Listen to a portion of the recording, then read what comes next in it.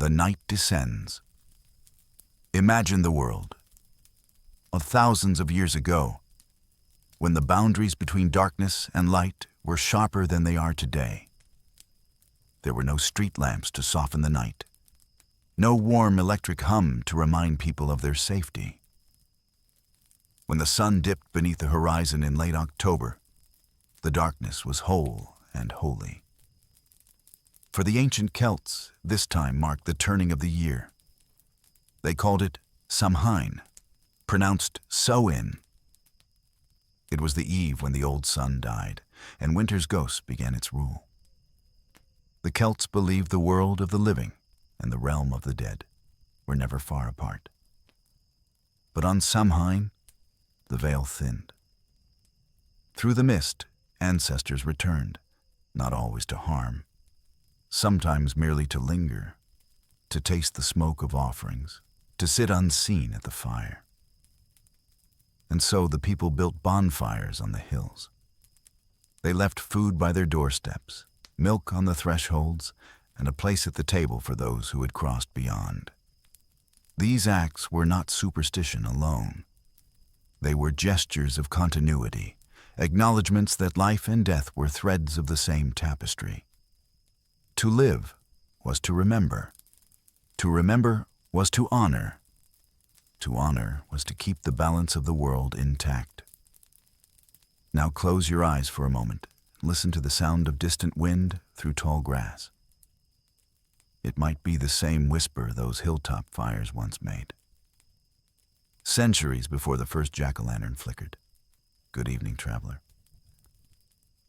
And welcome back to this quiet corner of history. Before we begin, take a moment to draw the curtains, to let the lights soften, and to settle your breathing into the rhythm of the night.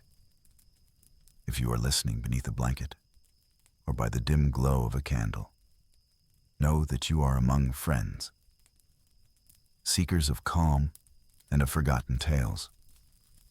As always, if you find peace in these long wanderings through the past, consider subscribing to the channel, leaving a small trace of yourself below, a word, a thought, a flicker of memory, as if placing a pebble upon an ancient cairn to say, I was here. Such gestures help the story carry on, quietly, into the next sleepless night. Tonight, we walk together into the twilight of Halloween, a night modern children greet with laughter, costumes, and the rustle of plastic masks. Yet beneath the laughter lies something older, something that moves like a shadow under autumn leaves. A whisper from the age before Christ, before churches, before even the word holiday existed. It is not a story of horror. No sudden frights will startle you here. Only the slow unfolding of time, a long breath of wind through the centuries, showing how one night of sweets and play grew from a ritual of fire, memory, and sacrifice. How the faces we paint on pumpkins were once the faces of spirits invoked to guard the living. And how, in the glow of the hearth, religion and folklore, fear and faith, twined together like ivy around an ancient stone. To walk unrecognized among spirits, the Celts disguised themselves. They wore animal hides, painted faces, sometimes skulls of beasts. Not from play, but from reverence and protection. If a wandering ghost mistook a living soul for one of its own, perhaps it would pass them by. Over time, this small act of concealment became masking, a ritual both fearful and freeing. A way to step outside oneself for one night, to be neither living nor dead, but something in between. It is from this fragile thread that modern costumes were woven.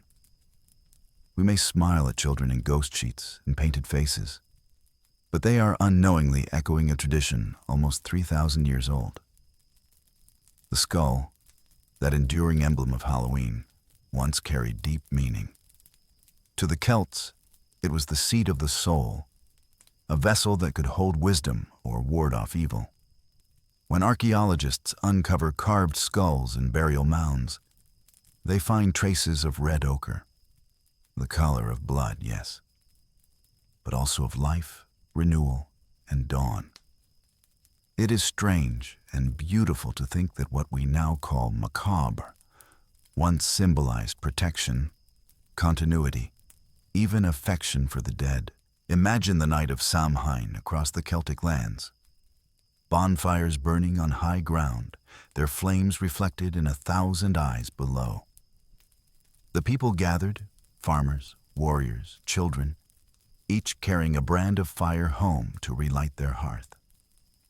This act, the taking of the flame, signified survival through winter's darkness. The smoke curled upward like prayers, and in it, they read omens. Would the crops return? Would sickness spare the village? They believed the gods of the underworld, or the Side, the fairy folk, might answer. To please them, offerings were cast into the flames, barley, bones, sometimes animals. Modern ears may shudder at the word sacrifice, but for those early peoples, it was less an act of cruelty than of exchange.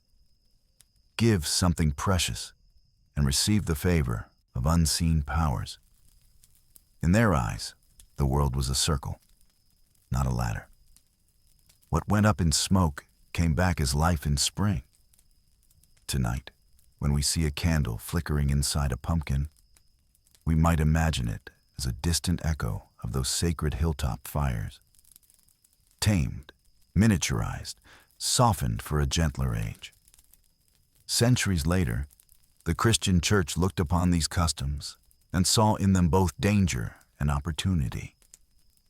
As the faith spread through Europe, missionaries encountered local rites too ancient to erase. So they transformed them. Instead of Samhain, they offered All Hallows' Eve, the night before the Feast of All Saints. Instead of fires for the dead, they spoke of prayers for souls in purgatory. The boundaries between the two worlds, Celtic and Christian, did not so much clash as merge. The Church did not invent the fear of spirits, but it gave those fears new names. Demons replaced fairies, saints replaced ancestral guardians. What had once been an open communion between the living and the dead became a sanctioned remembrance. Yet beneath the hymns, the old rhythms survived. The villagers still lit candles and hollowed turnips. They still left food for wandering souls. Old habits rarely die. They only change their faces, like masks beneath a harvest moon. By the Middle Ages, these rituals had softened. Children and beggars went souling from door to door, offering prayers for the dead in exchange for small soul cakes, sweet, spiced bread marked with a cross. The chant they sang might sound familiar to modern ears. A soul for a soul cake. Pray you, good mistress, a soul cake. Over time, the prayers grew fainter, the cakes sweeter. In distant lands across the ocean, immigrants carried the tradition with them. By the 20th century, souling had become trick-or-treating, and thus, from ritual supplication came cheerful demand, from candlelit reverence came porchlight laughter. It is easy to call this loss, but perhaps it is also adaptation, the way culture survives by finding gentler forms. Children knocking on doors in the night, dressed as ghosts and ghouls, still perform the ancient dance of asking and giving, remembering and forgetting. The thread is thinner now, but it remains unbroken. To understand how the modern celebration of Halloween came to carry whispers of both innocence and unease, we must linger a while among the people who first gave this night its bones. The Celts, those wanderers of fog and forest, whose myths breathed through stone circles and hearth smoke. Imagine the Celtic lands not as the tidy kingdoms drawn later on maps, but as a living landscape, pulsing with spirit and memory. To walk through it was to feel watched by invisible eyes, not hostile, only ancient. Rivers had guardians, hills had voices, every oak could remember. And at the turn of the seasons, when warmth surrendered to frost, the veil between seen and unseen stretched thin enough for breath to pass through. The Celts did not fear the dead, as we often do. Death was a transition, not an ending, a door leading inward, not outward. To speak of the departed was to keep them near. To feed them was to assure their kindness. On Samhain night, therefore, food was not only nourishment for the body, but also a bridge for the soul. A bowl of milk left by the hearth, a crust of bread on the windowsill. Small gestures, yet weighted with belief that the departed might visit unseen, to taste the living world once more.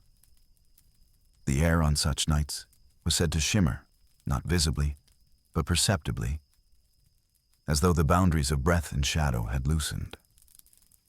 And in that shimmering darkness, the living gathered. Across the hills of Ireland and Britain, hilltop fires marked the coming of Samhain. Each community lit a great bonfire whose smoke carried prayers upward, its light pushing back the dark that threatened to swallow the year. The flame was more than warmth. It was continuity. From the central blaze, families took home small torches to rekindle their hearths, symbolizing renewal, survival, and the soul's endurance. In some tales, the fires were kindled by druids, those keepers of lore whose chants rose rhythmically like wind through branches. They were not priests in our modern sense, but intermediaries between worlds. Reading omens in the smoke, the crack of wood, the behavior of crows circling the blaze. The night air thickened with the scent of burning herbs, juniper, rowan, yew, plants believed to cleanse evil and call the favor of unseen powers. It was said that if the smoke drifted toward your home, your family would endure the winter. If it turned away, you must prepare for illness or loss. All around, the people sang softly. Their language, now mostly lost, rolled like water over stones, long vowels, deep rhythm, unhurried syllables that lulled both human and spirit alike. To listen to it from afar must have been like hearing the earth hum. In the gentle crackle of firelight, people placed offerings. Some were simple, grains, fruit, a handful of salt. Others were more solemn, a carved effigy, a captured animal, perhaps even the symbolic representation of human life. For centuries, scholars have debated whether the Celts practiced human sacrifice during Samhain. The evidence is fragmentary, accounts from Roman writers who may have exaggerated to paint the barbarians as savage. Yet, archaeological finds, bog bodies bound and buried with ritual care, suggest a deeper, more complex truth. If sacrifice occurred, it was not out of cruelty, but cosmic reciprocity. Life given so that life might continue. The Celts saw the world as a circle of giving and receiving, of decay feeding growth. A death at Samhain was not random violence, but part of the year's dying. A symbolic echo of the sun's descent and the field's retreat into sleep. As modern ears grow uneasy at such thoughts, it helps to remember that their understanding of the soul was far gentler than our word sacrifice implies. To give something, even life, was to send it forward, not to lose it. The boundary between this world and the next was so porous that no offering was ever truly gone. Now we come to the skull, that haunting emblem which endures to this day. To the Celts, the skull was not merely a symbol of death, it was a container of spirit. Warriors collected the skulls of enemies, not to display cruelty, but to harness the courage that once lived within them. Families kept the skulls of ancestors, painted and preserved as guardians of the home. Skulls rested above hearths or beneath doorposts, their empty eyes watching, their silence both comforting and unsettling. When storms came, people would touch these bones and whisper, "Protect us." The skull, therefore, was both a relic and a charm, a reminder that the dead, if respected, could guard the living. When Christianity later reinterpreted these images, it could not erase their power. Even saints were depicted with skulls beside them, not as pagan remnants, but as symbols of memento mori, the humble remembrance of death. And thus the skull endured, a thread of meaning stretching from Celtic ritual fires to modern Halloween masks. If you hold a small plastic skull in your hand today, beneath its childish gleam lies a lineage of millennia, a relic of belief that the face of death is also the mirror of continuity. The Druids, those white-robed figures moving through the mist, were the architects of Samhain ceremonies. Though much of their wisdom has vanished, traces remain in folklore and fragments of verse. They believed that during Samhain, the other world opened, a realm of the IOC, or fairy folk, neither angelic nor demonic, but beings bound to the land's breath. At certain crossroads or hollow hills, portals were said to yawn open. Lights would dance over bogs, will-o'-the-wisps luring travelers away. To walk abroad after dusk was to risk being taken, not killed, but carried into timelessness, where one night could equal 100 years. Thus people stayed near their fires. They whispered charms to the embers, hung rowan branches over doors, and scattered iron nails along thresholds, tokens of protection against wandering spirits who might envy the warmth of mortal homes. But even among the Druids, fear was not the only emotion. There was reverence, a quiet awe for the balance of creation. They did not attempt to command the spirits, but to honor them, to keep harmony between the living field and the sleeping seed. For the Celts, there was no firm divide between sacred and mundane. To till soil, to pour milk, to light a fire, all were acts of worship. The divine resided not in distant heavens, but in every stone, every flame, every breath. On Samhain, this unity reached its peak. Families gathered close, recounting stories of ancestors. Children listened to the elders speak of heroes who crossed to the other world and returned with knowledge or song. Each story began slowly, with pauses long enough to hear the kettle hiss or the log shift in the fire. Pauses that felt like openings for unseen listeners to slip in. The belief that the dead hear us was not superstition, but comfort. It assured the people that love does not die. It only changes its form. To speak a name aloud on Samhain was to keep that spirit tethered gently to the living. Perhaps this is why modern Halloween retains, even beneath its noise, a subtle melancholy, a sweetness touched by longing. In every candle that glows inside a carved pumpkin, there lingers the unspoken hope that someone, somewhere beyond the veil, still watches and remembers. As centuries rolled forward, invaders came, Romans, Christians, kings with their banners. Yet the pulse of Samhain endured. The fires were smaller now, hidden perhaps, but never extinguished. Old women murmured charms beneath church bells. Children carved faces into turnips to frighten away spirits that no priest could name. In remote valleys, people still buried small tokens at field edges. Bits of bone, drops of milk, the first apple of the harvest. The church might frown, but these acts persisted, quietly merging with prayers for saints and souls.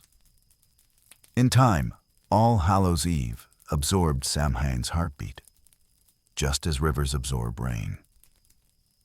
Faith changed its language, but the music remained the same. If one listens carefully to this long history, a pattern emerges. The rituals of fire, offering, and disguise were not born from terror, but from relationship, the human need to coexist with the unknown. By honoring death, the Celts honored life. By wearing masks, they faced fear without surrendering to it. Perhaps that is why Halloween still holds such power. Even in its most commercial form, beneath layers of candy wrappers and costume fabric, it touches something ancient, a memory of our shared vulnerability. When a child wears a ghost costume, they are reenacting a gesture thousands of years old, the wish to walk safely among spirits. And when adults light candles, whether in pumpkins or cathedrals, they echo the same truth. That darkness is not the enemy, but the canvas upon which light draws meaning. Let the candle beside you burn a little lower now. Its wax pools like molten amber. Its flame bends with the breath of the room. Imagine sitting among those early people, hearing their chants, feeling their quiet awe. You might realize that, though centuries divide us, the essence of Samhain lives on in the same questions we whisper each autumn. Where do we go when we die? Do the ones we love still see us? What if the world is wider, softer, stranger than we imagine? Samhain did not seek answers. It sought connection. And in that search, the Celts gave humanity one of its most enduring nights. A ritual of remembering, masked as celebration. The night we now call Halloween did not vanish when Christianity spread across Europe. It merely changed its mask. Like a candle moved from one lantern to another, the flame endured, even as its holder grew new shapes, new names, and new meanings. When the first missionaries arrived in the misty lands of the Celts, they did not find pagans dancing in wild defiance. They found rituals of memory, people honoring the dead, marking the year's turning and seeking protection from invisible things. To the eyes of the early church, these practices were both familiar and foreign. The idea that the dead might need prayer was not heretical. It was simply misdirected. And so the church did what it often did best. It transformed rather than destroyed. A calendar rewritten. In the 7th century, Pope Boniface IV consecrated the Roman Pantheon, once a temple to all gods, to the Virgin Mary and all martyrs. It became the Church's first All Saints' Day, celebrated on May 13th.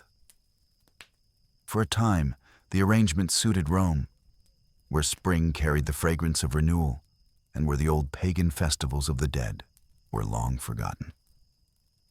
But in the northern lands, memory ran deeper.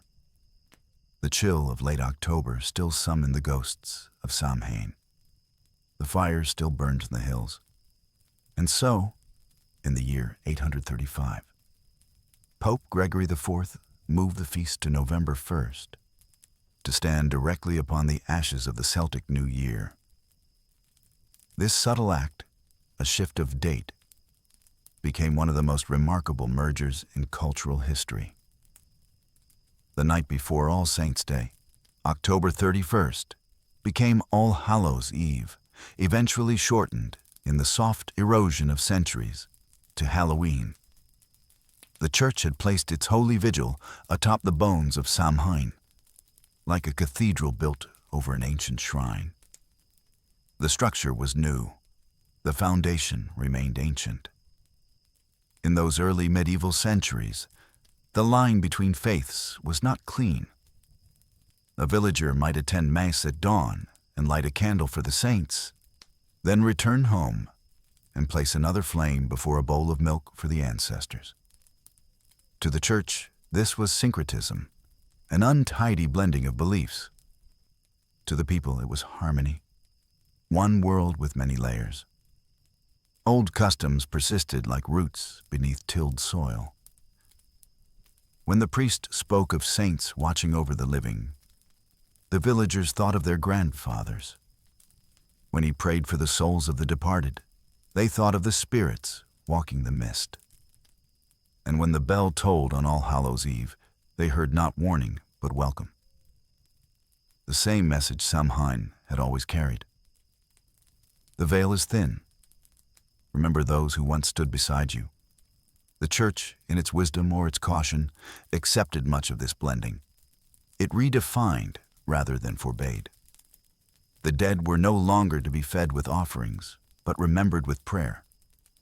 The bonfire on the hill became a vigil candle in the churchyard. The feast for spirits became a solemn mass for souls. Thus the festival endured, transformed, translated, but not extinguished. In time, the Church expanded the calendar even further. If November 1st belonged to all saints, those sanctified in glory, then November 2nd would belong to all souls, the ordinary dead still journeying through purgatory. Here was the pastoral genius of the medieval Church. It gave structure to grief. It told people, you may still help your loved ones. Your prayers have power. Your remembrance matters. And so bells rang through villages, their tones carrying across fields and forests, a solemn music for the unseen. Monks chanted psalms for the departed, and families knelt beside candlelit graves, whispering names into the cool air. Some lit soul lights, small lamps placed in windows to guide wandering spirits home. Others prepared soul loaves, bread marked with a cross offered to the poor in exchange for prayers. The act of souling, going door to door for cakes in return for intercession, grew from this very practice. Thus, from the ashes of ancient offerings arose a Christian ritual of charity and remembrance. And those centuries would later turn soul cakes into candies and prayers into playful chants, the pattern of exchange between the living and the dead, between house and stranger, remained intact, yet not all was harmony. For every village that blended customs peacefully, there were priests who thundered from pulpits against the old ways. They warned that spirits of the dead were not ancestors, but demons in disguise, testing the faith of the living. They told stories of souls that lingered not because of love, but because of sin. Thus, the tone of All Hallows' Eve shifted subtly, from reverence to wariness. The night of communion with the dead became a night of watchfulness against evil. Candles still burned, but now they were called protective lights. Masks were still worn, but now they were meant to confuse the devil rather than appease him. Even so, fear in the medieval sense was not the same as ours. It was not terror, but awe, a trembling acknowledgement of mystery. When villagers spoke of demons, they spoke also of angels. When they feared death, they did so while lighting candles to conquer its darkness. In their hearts, belief was not contradiction, but coexistence. Light and shadow belonged to the same divine painting. The skull, once the Celtic emblem of protection, found new life in Christian art. Monks painted it beneath crucifixes as a reminder of mortality. Remember that you are dust, and to dust you shall return. But even here, echoes of the old meaning survived. The skull beneath Christ's cross was said to be that of Adam, the first man, suggesting that redemption itself sprang from death. As the Celts had long believed, life sprang from decay. Bonfires became beacons lit for souls in purgatory. Feasts became vigils. Offerings became alms. And the veil between worlds, once the realm of fairies and ancestors, became the thin border between purgatory and heaven. To the medieval imagination, these worlds were vividly real. They were not abstractions, but landscapes. Purgatory as a valley of twilight, heaven as a meadow of endless dawn. when a mother prayed for her lost child on All Souls' Night, she believed her words might rise like smoke to warm that cold valley. In this faith, sorrow found purpose. The ancient yearning to reach the dead had not died. It had simply found a new language. By the late Middle Ages, the rhythm of All Hallows Tide, 3 days from October 31st to November 2nd, had spread through most of Christendom. It was a season of remembrance, quiet yet profound. Markets sold candles by the dozen, churchyards filled with murmured prayers. Children wandered with lanterns shaped like skulls, their flickering lights resembling the old Celtic fires more than anyone cared to admit. The air smelled of beeswax, wood smoke, and damp earth. Villages glowed faintly at night, every window a star for the dead. It was said that on those nights, the souls of the departed returned not as phantoms, but as gentle presences. A whisper, a dream, a sigh that lifted the curtain by your bedside. People did not fear them. They simply left the door unlatched, in case memory wished to come home. In monasteries, the bells tolled the De Profundis. Out of the depths I cry to thee, O Lord. And in taverns, peasants told quieter stories, not of horror, but of the thin line between the seen and the unseen. Even laughter on those nights carried a kind of reverence. When Christianity reached the shores of the New World, it carried All Hallows' Eve with it. But in the vastness of the American landscape, stripped of ancient hills and holy wells, the festival softened. It lost its solemnity and found playfulness. The fire that once burned for the dead now lit pumpkins, the bones of Samhain carved into orange smiles. The soul cakes turned to candies, the chants to cheerful threats of trick or treat. And yet, listen closely. Within that laughter still echoes the same rhythm. Giving, receiving, remembering. Children who dress as ghosts and skeletons, though they know it not, perform a ritual older than their language.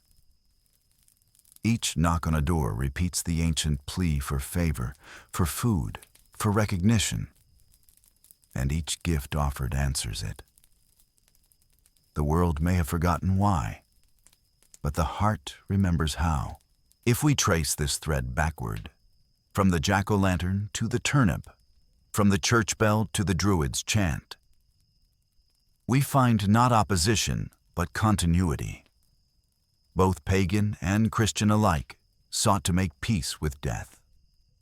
Both wished to remind the living that love and loss are woven together. And both wrapped that reminder in ritual, sound, and light. In truth, Halloween is neither wholly pagan nor wholly Christian.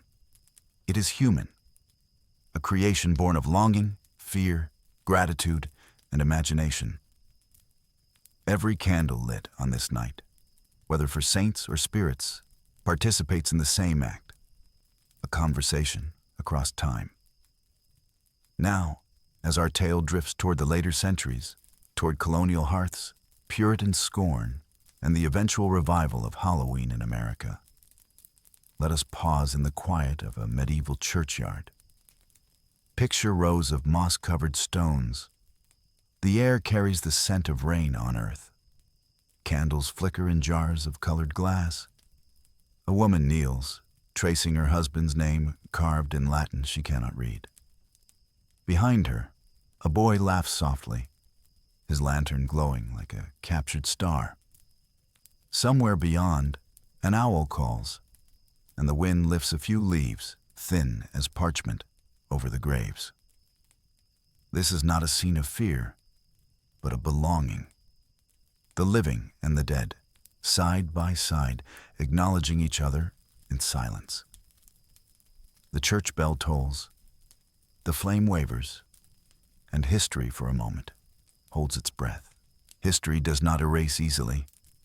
It fades, it murmurs, it hides itself in corners. So it was with Halloween, or All Hallows' Eve, as it was still called, when the fires of faith and reform began to sweep across Europe. The old harmony between the church and the village hearth, between prayer and folklore, began to tremble. And the quiet night of remembrance found itself caught between new kinds of light, the flames of zeal and the dawn of reason. The 16th century came with storms, not of weather, but of belief. Across Europe, the Reformation reshaped the spiritual landscape with the precision of a blade.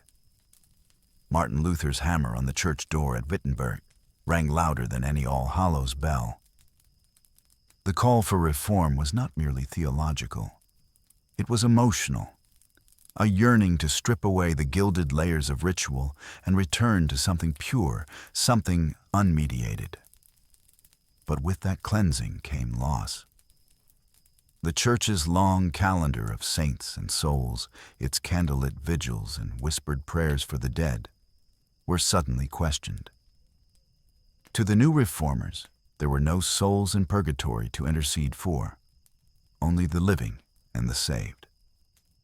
The dead, once companions in the faith, became silent and unreachable. All Hallows' Eve, with its flickering candles and spectral prayers, now seemed too close to superstition, too bound to the earth and its old spirits.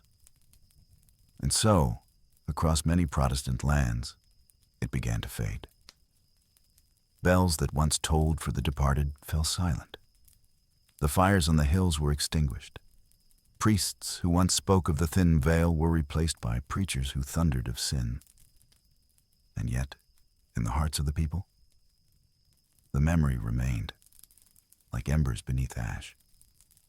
The Puritans, stern and watchful, saw in All Hallows' Eve a dangerous relic of idolatry. In their sermons, they called it a night of vanity, a remnant of Rome's corruption, a temptation for the weak. Masks were condemned as deceitful, fires as wasteful, prayers for the dead as blasphemy. And so in England, Scotland, and the new Puritan colonies of America, Halloween was driven underground. But the human heart, like a river, finds new channels when one is blocked. Where the bells no longer rang, stories continued. By hearths and in barns, people whispered of wandering souls, of strange lights in the fields, of voices carried by wind.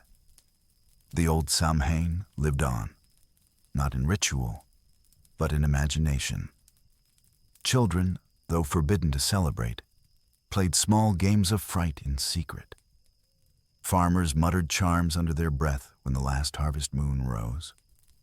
Wives lit candles for warmth, though everyone knew they were for something else. Halloween became a quiet defiance, not of God, but of forgetting. As the 17th century waned, folk tales began to take the place of rituals. What could not be practiced could still be told. Thus the fires moved from the hilltop to the tongue.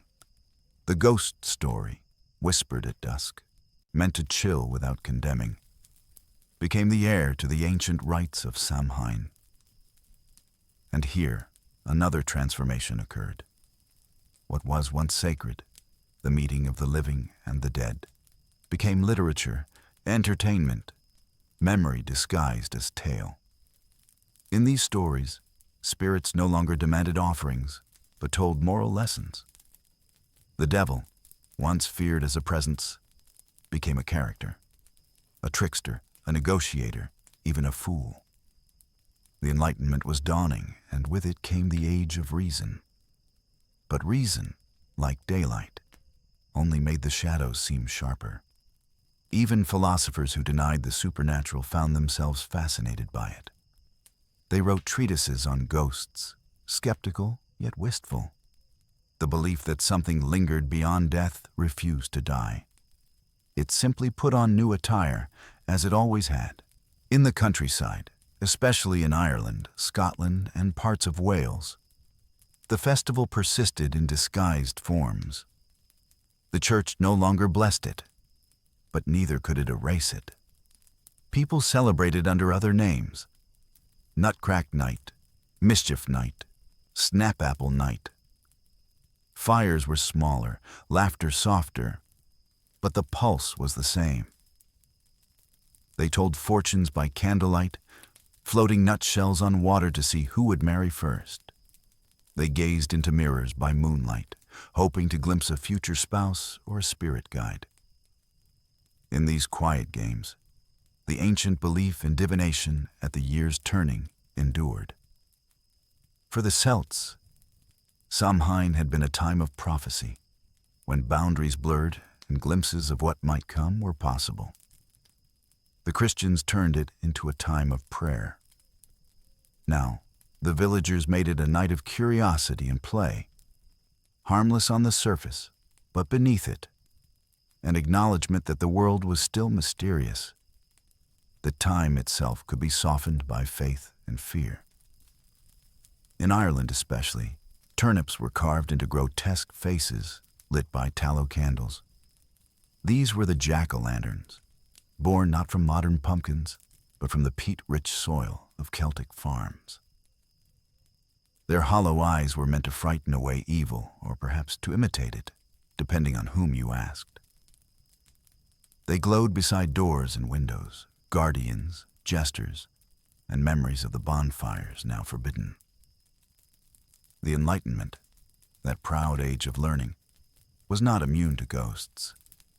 Its thinkers cataloged nature, named the stars, dissected reason. And yet, behind closed doors, they still left candles burning through the night. The philosopher might laugh at superstition by day, but at midnight, alone with a creaking floorboard, he might find himself whispering a prayer older than Rome. The 18th century prided itself on rationality, but it also gave rise to the Gothic imagination. Where ritual had been banished, art restored it in disguise. Painters filled canvases with moonlight and ruins. Writers like Walpole, Radcliffe, and later, Mary Shelley, turned the memory of sacred dread into the literature of atmosphere. The human need to dance with darkness found a new ballroom in the mind. Thus, Halloween survived, not in churches or fields, but in culture itself. The stories of restless spirits and haunted mansions were not rebellion, but remembrance, the echo of Samhain's original lesson, that the world of the dead is never truly gone, only transformed. As Europe modernized, another journey began, across the wide Atlantic. The settlers carried with them their languages, their faiths, and their memories. Most Puritans wanted no part of Halloween, but the Irish and Scottish immigrants brought it quietly in their pockets. In the rural corners of America, where the land was vast and wild, they found room again for fires, games, and tales. The turnip lantern soon found new companions, pumpkins round and plentiful, easier to carve and to light. The pumpkin's golden flesh caught the glow of the candle like captured sunlight, and a new symbol was born. Still, for many decades, these autumn customs remained private, rural, domestic. They were family gatherings, not public spectacles.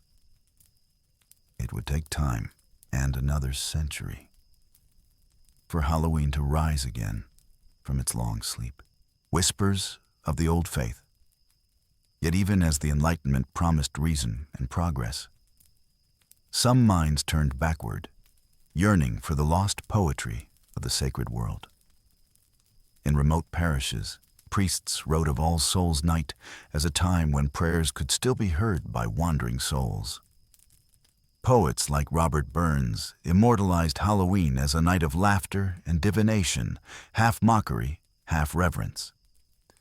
His 1785 poem, Halloween, described lovers, firelight, and superstition, not with scorn, but affection, a memory of community and mystery preserved in verse. And so the 18th century ended not with Halloween's extinction, but with its quiet revival in art, in folklore, and in the collective imagination.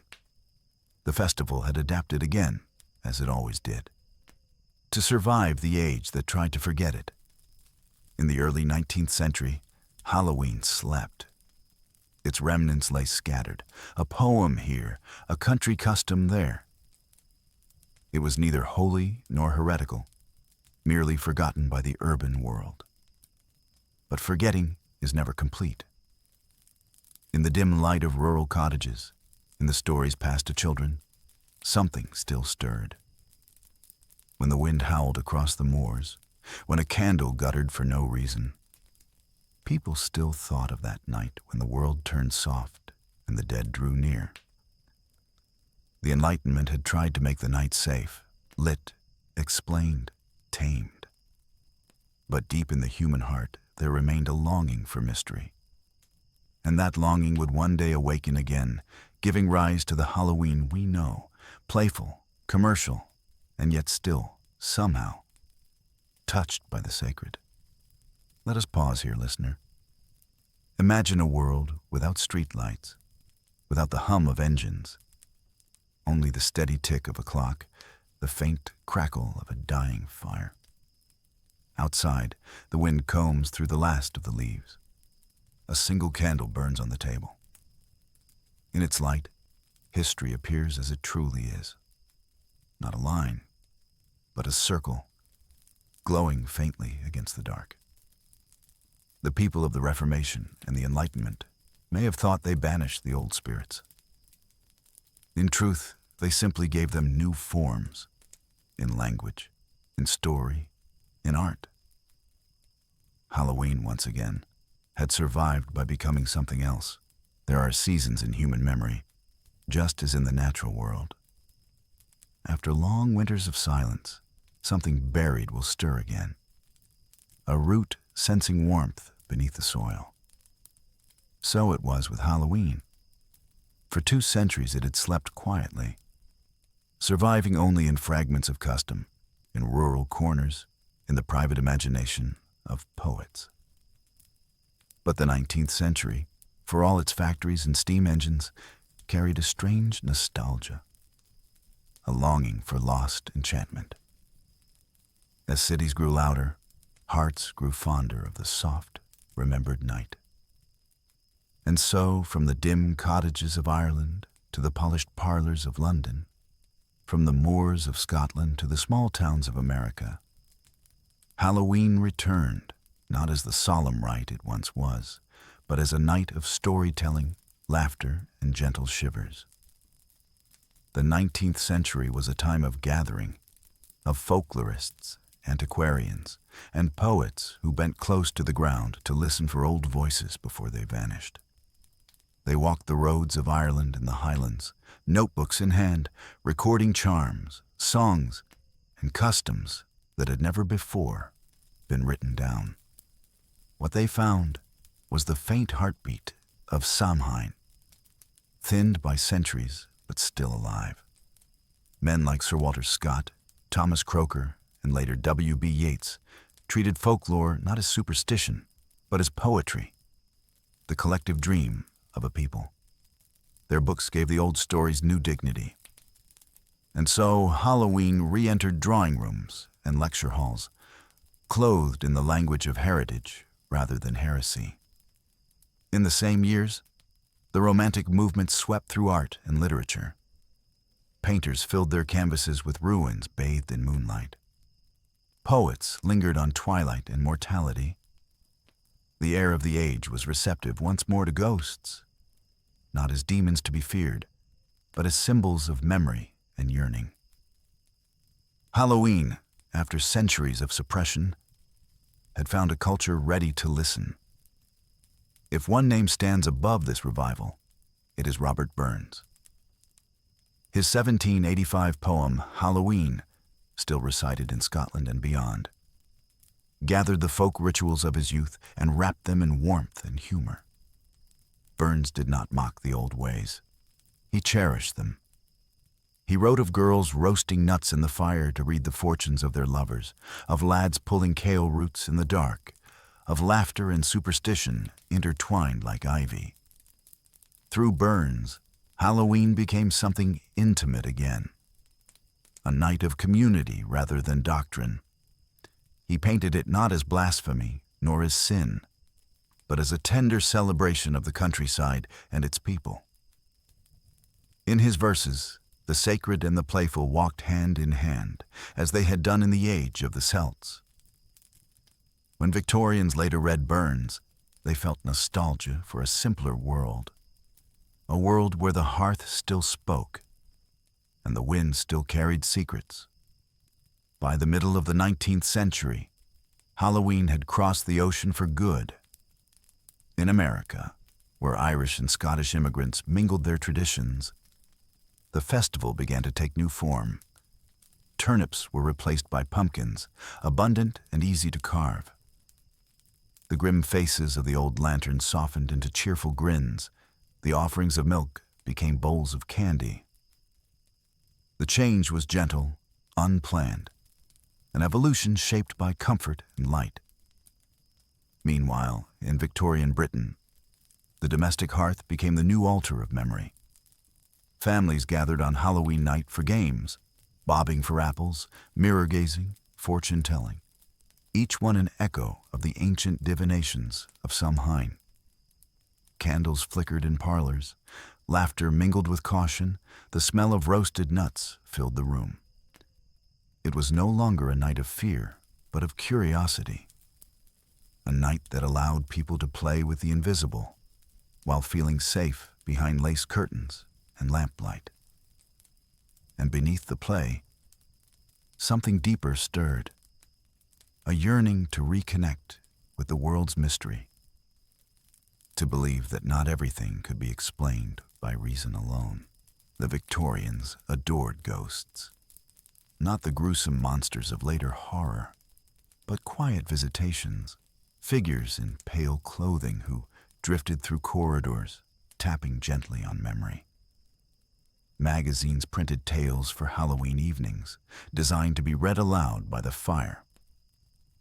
Authors like Charles Dickens, Elizabeth Gaskell, and Sheridan Le Fanu turned the supernatural into art.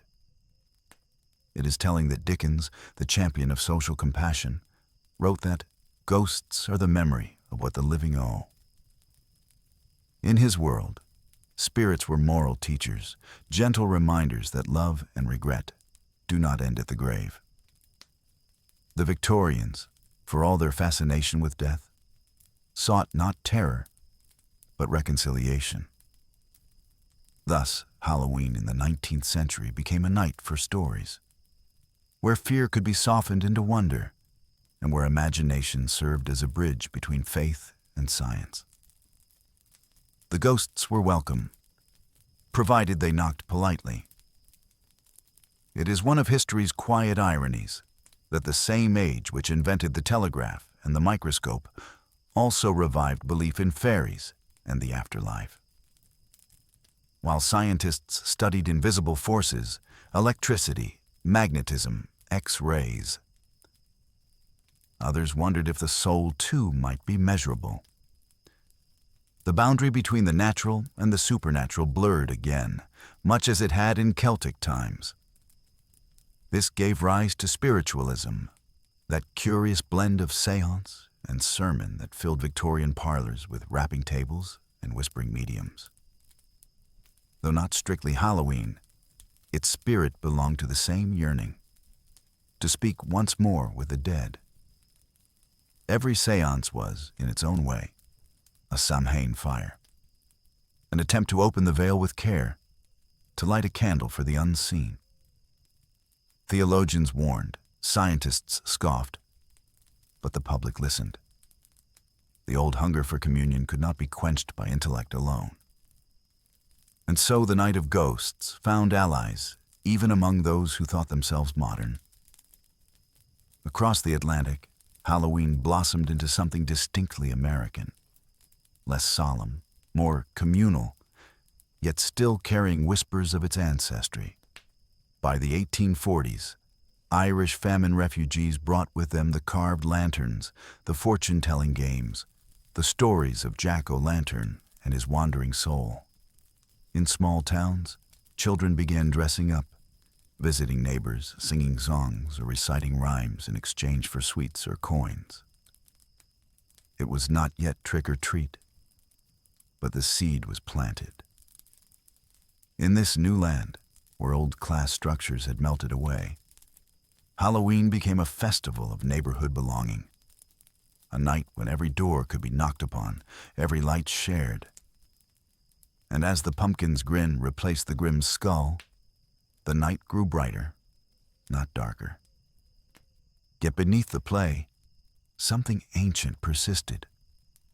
The same awareness that had moved the Celts to light their hill fires, that winter was near, that life and death walked side by side, that the heart needed ritual to meet the dark with grace. By the late 19th century, poets once again embraced Halloween as a subject of quiet meditation. Writers like Yeats, James Clarence Mangan, and John Greenleaf Whittier filled their verses with twilight landscapes and the faint presence of the departed. In Yeats' Ireland, the veil between worlds was still thin, and he wrote not as an observer, but as a believer. The dead will stand about me and my friends, and shake their heads and smile. For these poets, Halloween was not superstition, but a form of remembering, an annual acknowledgement that love transcends mortality. They treated ghosts as symbols of continuity, of the past walking kindly beside the present. And so, through ink and imagination, the bonfires of Samhain found new fuel. By the century's end, Halloween had achieved something remarkable. It was both ancient and modern, sacred and secular, European and American. Its journey, from Druidic hill fires to Victorian parlor games, had spanned nearly 3 millennia. Each age reshaped it, but none could kill it. Perhaps that endurance lies in its balance. It allows us to face darkness without despair, to play with death without losing reverence, to laugh while remembering. In this way, Halloween is not a contradiction, but a mirror, showing each generation what it fears and what it loves to recall. The 19th century ended in a hush of lamplight and ink, its poets dreaming of spirits and its families playing fortune games beside the fire. But the new century awoke with a different rhythm.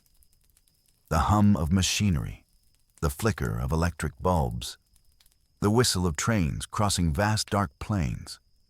Humanity was stepping into modernity, a world of glass, iron, and speed. Yet even there, in the midst of invention, the old autumn night found its way home. Halloween, reborn by poets and emigrants, would now transform again.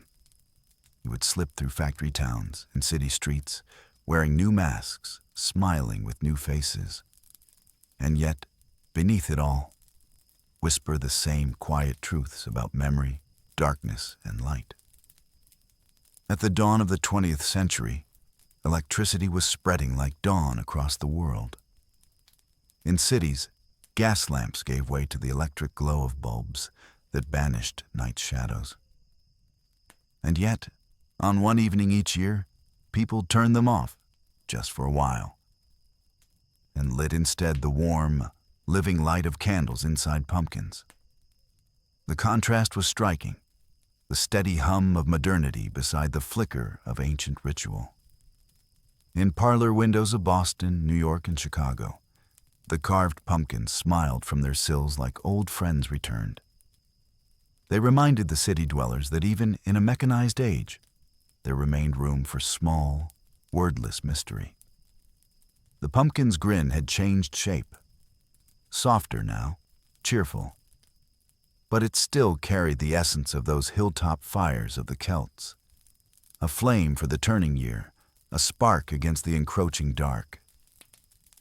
By the 1910s and 1920s, Halloween began to belong to children. The Victorians had made it domestic. America now made it playful. Communities organized parades, schools held costume contests, newspapers published guides for homemade decorations. The solemnity of souls and saints faded into laughter and rustling leaves. Yet even this transformation was, in its own quiet way, faithful to the festival's heart.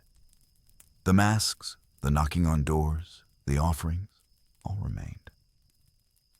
Only now, instead of spirits seeking food, it was children in paper costumes, carrying bags for sweets.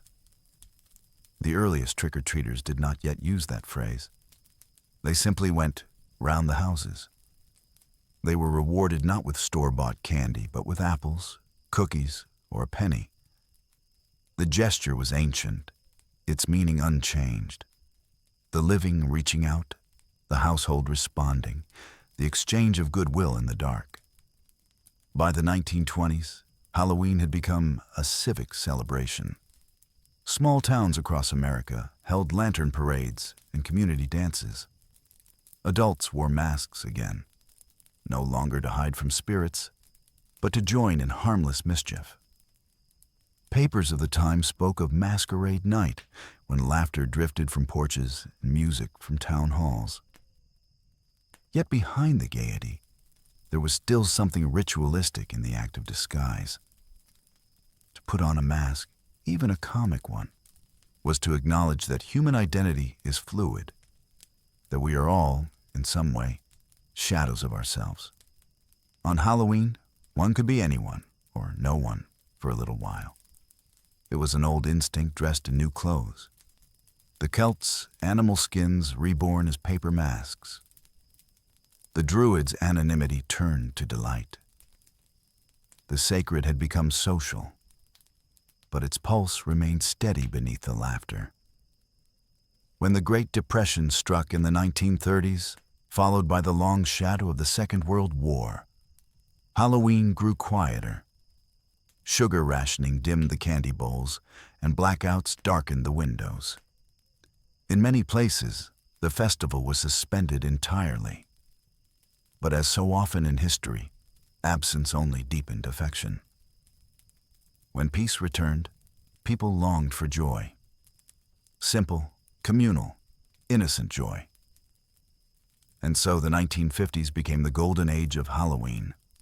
Neighborhoods blossomed, children filled suburban streets, porches glowed with jack-o'-lanterns, lined like sentinels of good cheer. The phrase, trick or treat, now spread across America like a friendly spell. What had once been a whispered prayer for the dead became a cheerful demand for sweets. It was the same exchange, the same rhythm. Giving, receiving, remembering. Reborn in laughter. The mid-century world adored masks. In an age of conformity, Halloween offered a brief permission to be strange again. Costumes shifted from hand-sewn sheets and paper hats to store-bought outfits of witches, skeletons, spacemen, and movie heroes. The festival began to reflect the dreams and fears of its age. In the 1950s, children wore cowboy hats and princess gowns. In the 1960s, astronauts and aliens. By the 1970s, the plastic fangs of cinematic monsters. Each decade dressed its anxieties in the language of play. And though some lamented the loss of solemnity, Halloween's essence endured. For one night, the world turned upside down. The ordinary became extraordinary, and darkness felt safe. Even adults, who had once surrendered the night to children, began to reclaim it, with parties, music, and gentle parody. The masquerade had come full circle. The 20th century gave Halloween a new storyteller: film. From the silent reels of the 1920s to the glow of color screens, cinema made the unseen visible. It took the soft candlelight of folklore and cast it across silver screens, sometimes terrifying, sometimes beautiful. The first ghost films, flickering and grainy, echoed the Gothic tales of the Victorians. Later, in the 1970s and beyond, the holiday itself became a subject of cinema. Sometimes exaggerated into fear, sometimes celebrated in nostalgia. But even the scariest films carried, deep beneath the screams, a recognition of Halloween's ancient message: that to face darkness is to affirm life. The flickering of film in a theater was not so different from the flicker of firelight on an old hill. Both shadows dancing, both stories told to tame the unknown. By mid-century, Halloween had settled into a ritual both simple and profound. As dusk fell, porch lights bloomed like stars. Children, dressed in capes and masks, spilled into the streets in laughter. Each doorway became a small altar of exchange, the old act of hospitality reborn in modern form. Parents followed at a distance, their breath forming mist in the cool air. Behind every laugh, there lingered the ancient comfort of community. To walk in darkness and find it friendly, because others walk there too. Pumpkins glowed on stoops, paper bats trembled in windows, and the air smelled of leaves, sugar, and faint wood smoke, the same perfume perhaps that drifted over Celtic fields thousands of years before. As the century advanced, Halloween inevitably drew the attention of commerce. Candy companies and costume manufacturers turned the festival into a season of profit. Advertisements filled magazines with smiling ghosts and cheerful skeletons. Some mourned the loss of sincerity, fearing the old soul of the holiday was being sold. But if one looks more gently, one sees continuity even here. To buy a costume for a child, to decorate a home, to carve a pumpkin, these are still acts of participation, small rituals of belonging. Whether the candle is lit for ancestors or simply for fun, its light remains the same. Commerce had changed the outer form, but not the inner rhythm. Every generation, after all, must find its own language for the same eternal story. By the late 20th century, another current began to stir beneath the surface of Halloween's bright masks. Writers, historians, and spiritual seekers turned again to its pagan origins. Books appeared on Celtic lore, witchcraft, and seasonal festivals. Modern pagans and Wiccans reclaimed Samhain as a sacred observance, a night to honor ancestors, to meditate on mortality, and to greet the winter with respect. And so, in a curious symmetry, Halloween once again became twofold. For some, a night of play. For others, a quiet, reverent turning of the wheel of the year. Both, in their own ways, fulfill the same ancient need: to mark the passage of time with light and remembrance. When we look at photographs from a century of Halloween, the grainy black and white of early parades, the warm color of 1950s suburbia, the neon glow of modern cities, we can trace an unbroken thread. Every mask, every candle, every shadowed laugh carries the same inheritance. The Celts wore skins to walk safely among spirits. The medieval faithful lit candles for souls in purgatory. Victorians told ghost stories to ease their grief. And we, today, place a pumpkin on the porch and feel, without saying why, a quiet satisfaction. Perhaps the satisfaction comes from this: that we too are part of the same old story. The ritual continues through us, whether we understand it or not. The 20th century gave us a world of endless illumination, cities that never sleep, screens that glow like artificial moons. And yet, once a year, we still turn toward the dark. We dim the lights, light candles, and tell stories that make our hearts quicken. It is not rebellion against reason, but remembrance of balance.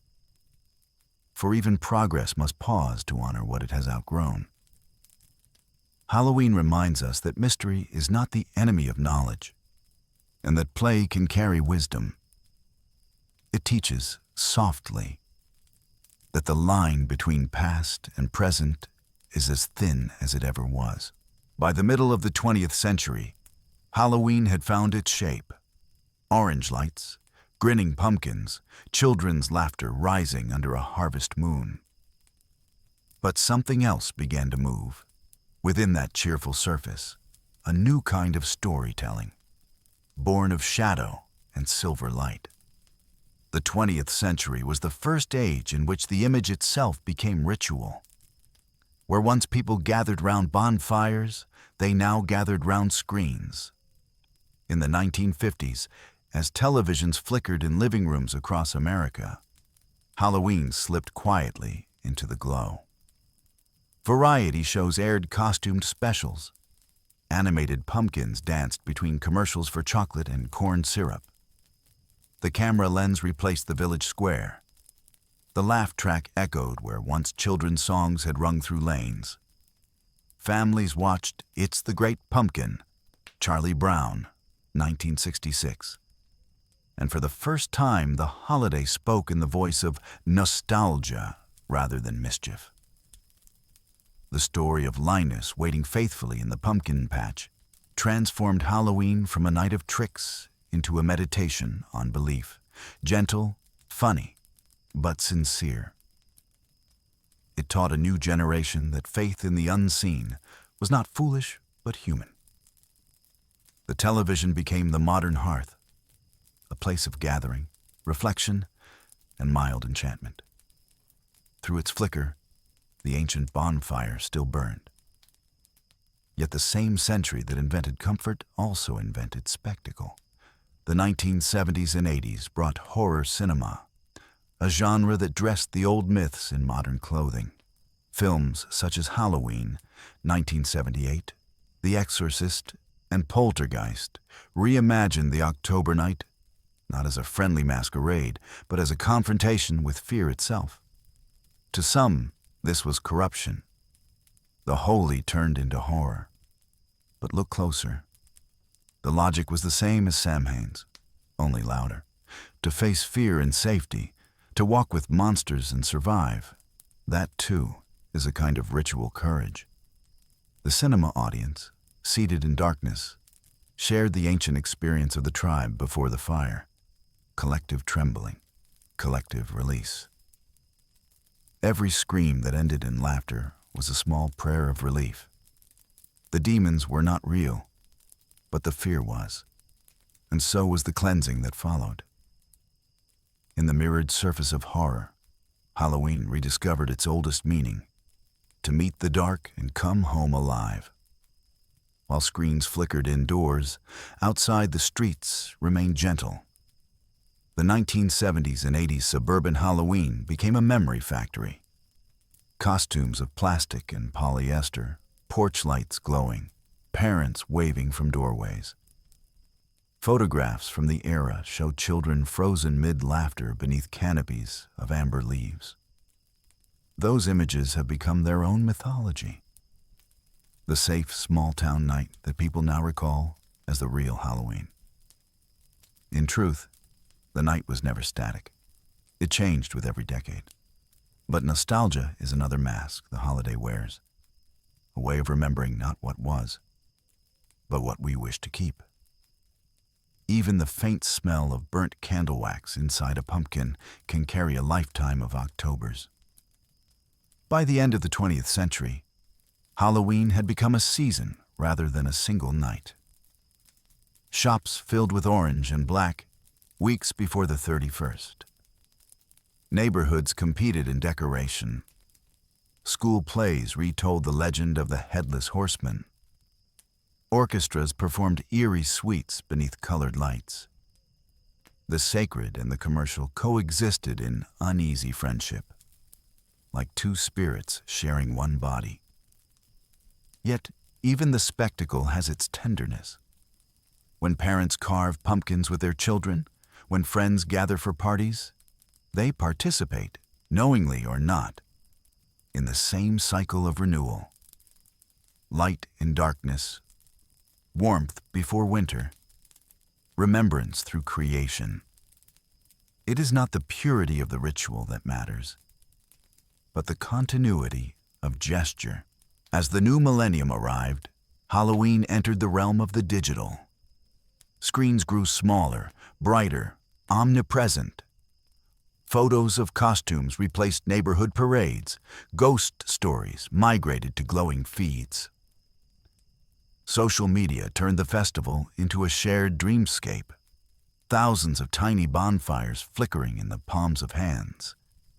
And yet, in this virtual carnival, the same patterns endure. People still dress up, if not in cloth, then in avatars. They still tell stories, if not by the hearth, then through pixels. Each October, the online world blooms in orange light, proving that the old rhythms can live even without touch. The ghosts have simply found new wires through which to whisper. In our era, fear has become safe, contained within films, haunted houses, and themed parks. The screams that echo through modern October nights are choreographed, rehearsed, and ticketed. And yet behind the play acting lies something honest, a ritual rehearsal of mortality. To walk through a haunted maze, to open the door to a costumed stranger, to watch shadows on a screen. Each is a small acknowledgement that life itself is fragile and thrilling. Parallel to this spectacle, a quieter movement endures. Those who light candles for ancestors, who hold vigils, who speak softly of the year's end.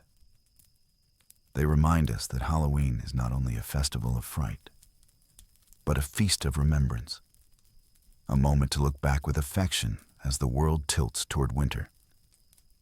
The two traditions do not cancel each other. They complete one another. Fear without meaning is empty. Memory without play grows heavy. Together, they keep the balance that Halloween has always sought. In the modern city, true night is rare. Streetlights erase the stars. Screens follow us into bed.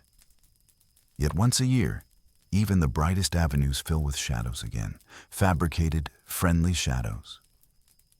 They remind us of something our illuminated age forgets, that darkness has its own kind of beauty.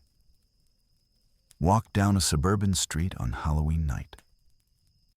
Listen. You'll hear laughter, footsteps, the distant hum of music, the rustle of leaves skittering along the curb. Above it all, perhaps, the faint hush of the wind. Ancient, impartial, eternal.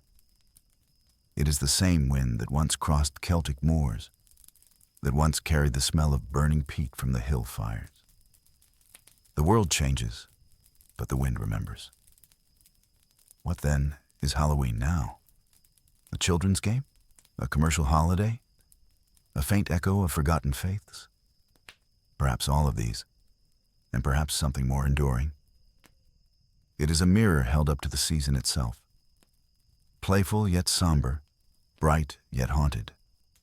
Each candle lit within a pumpkin, each costume stitched or bought, each photograph shared, says in its own language, I am still here.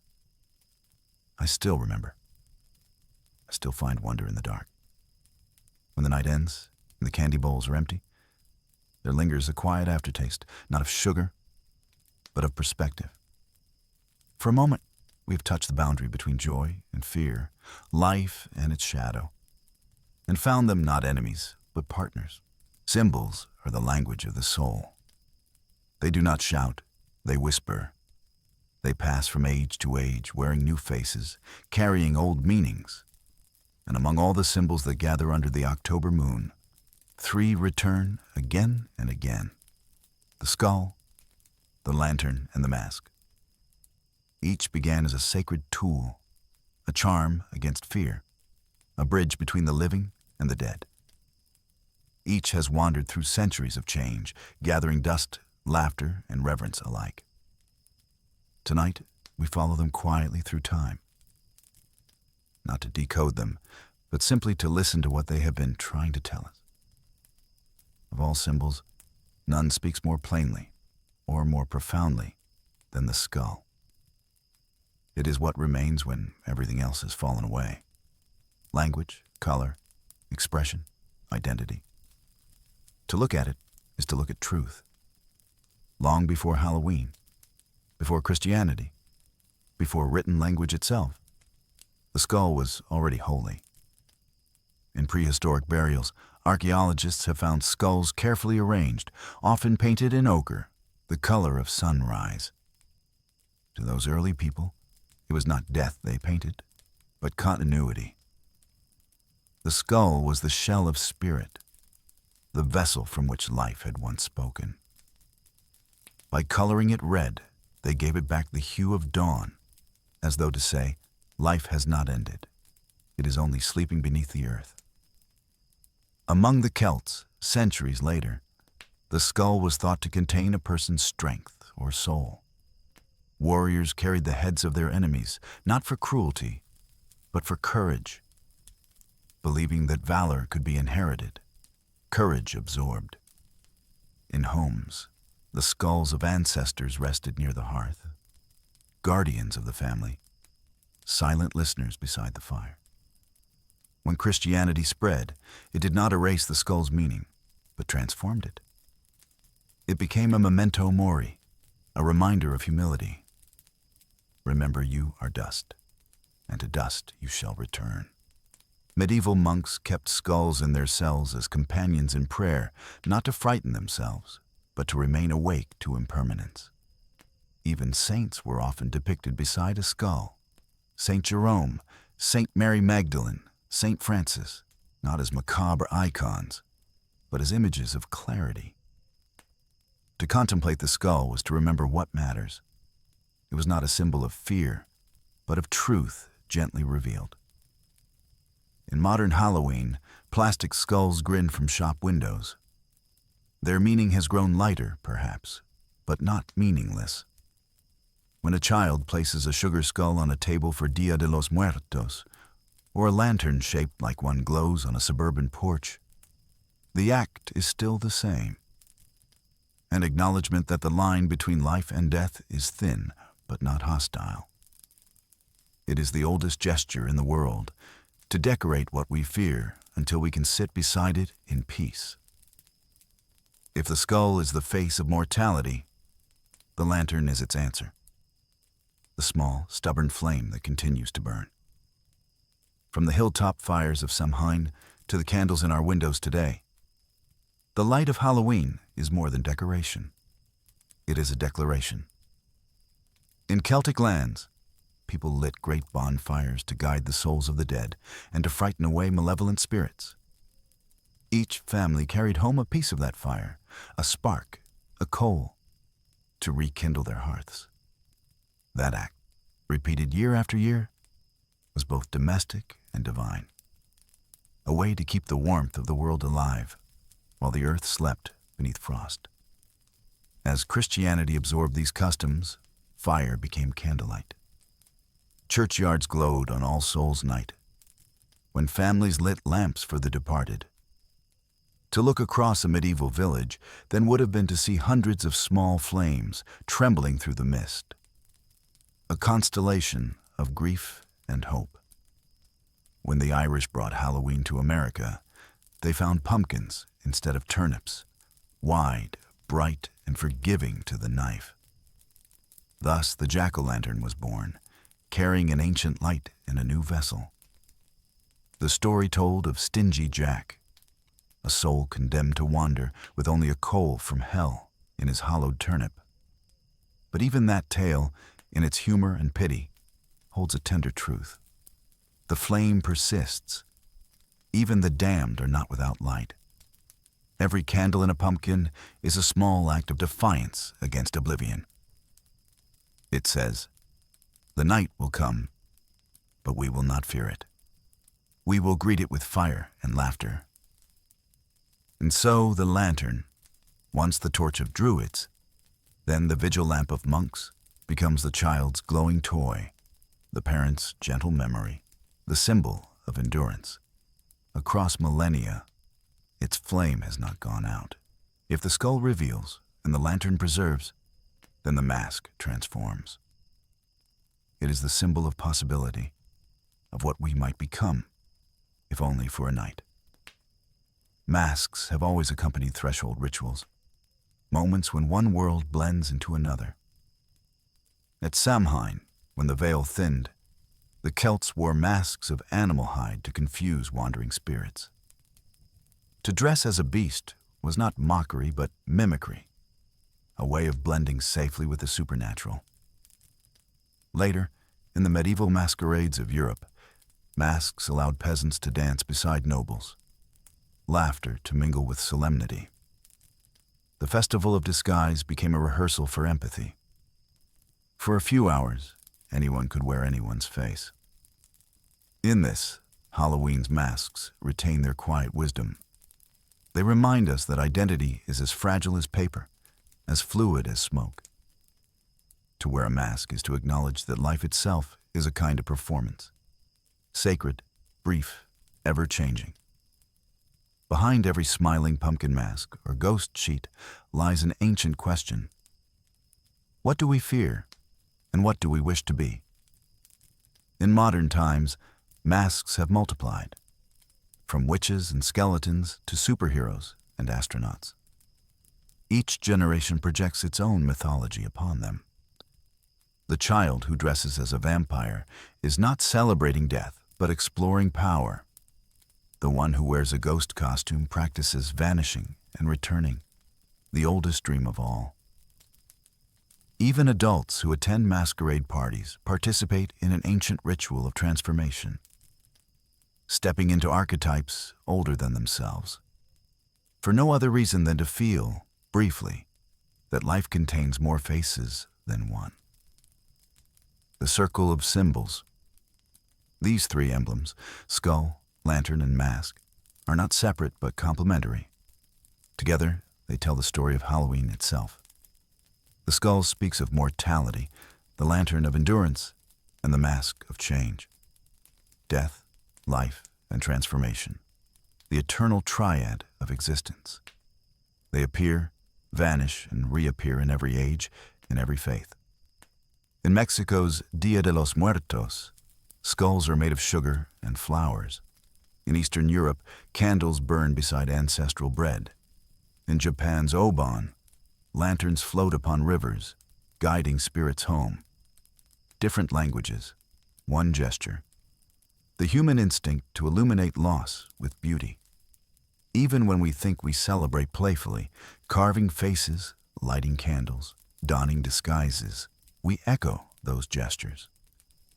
The modern holiday, with all its glitter and noise, still carries that soft undertone of reverence, a whisper that says, remember, transform, keep the flame alive. The meaning beneath the surface. What then do these symbols tell us today in a world that rarely pauses for silence?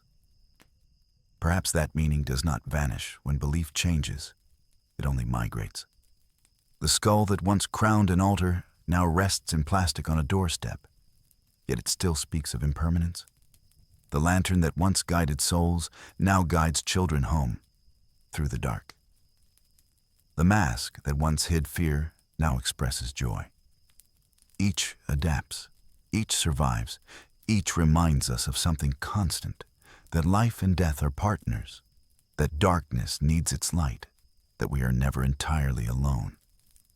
In every skull-shaped cookie, every candle flickering behind glass, every child's painted face, there lingers the invisible presence of history. We do not need to believe in spirits to feel them. They are already here, in tradition, in gesture, in memory's quiet persistence. There is a sound the wind makes in late October, neither mournful nor kind, but something between. It moves through trees and wires, through empty fields and city streets, carrying a tone that seems older than the world itself. For centuries, people have listened to that sound and whispered, "The veil is thin tonight." The phrase is ancient, older than writing, perhaps older than speech, for it belongs to that deep intuition every soul seems to know, that there are two worlds, close and overlapping, like the layers of breath upon a cold window pane. One we can touch, the other we can only feel. And once a year, when the harvest is gathered and the days begin to shorten, that window fogs, that boundary softens, and something unseen draws near. To the Celts, the veil was the edge of twilight, the hour when light and dark held equal sway. At Samhain, that balance became the year's turning point. They did not think of the afterlife as distant, but as adjacent, a meadow beyond a low hill, a room behind a thin wall.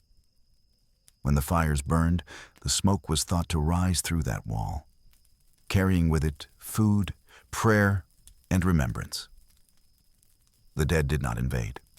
They returned, quietly, respectfully, as kin. In other cultures, too, the concept persisted. The Greeks imagined the river Styx not as infinite separation, but as a crossing. The Romans held parentalia, a festival of family ghosts. In Japan's Obon, lanterns are set afloat so spirits may visit home and find their way back again.